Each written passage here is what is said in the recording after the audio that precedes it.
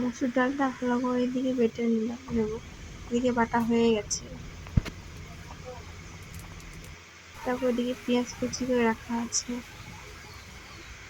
পেঁয়াজগুলো মসুর ডালের মধ্যে দেব।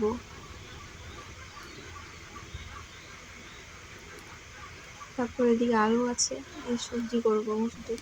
এদিকে মসুর ডাল পেঁয়াজ দিয়ে মাখা হয়ে গেছে। এরপর কড়াইয়ে তেল দেওয়া আছে, গরম হবে, গরম হয়ে গেছে।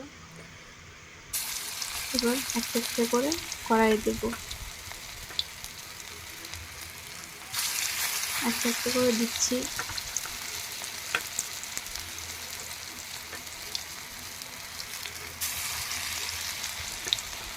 এরপর একটা একটা করে দেবো, একটু করে যখন কাটবে একটা একটা করে উল্টে দেবো।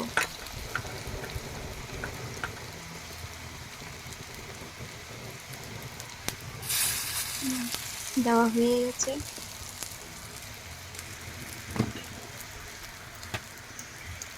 এরপর খুন্তি দিয়ে ডালগুলো দেখবো বড়াগুলো।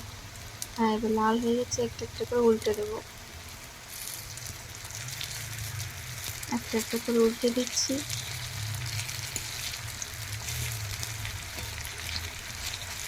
একটু একটু লাল লাল হচ্ছে।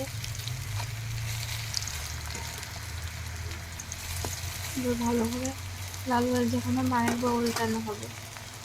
হয়ে গেছে ভালো আমাদের বড়া।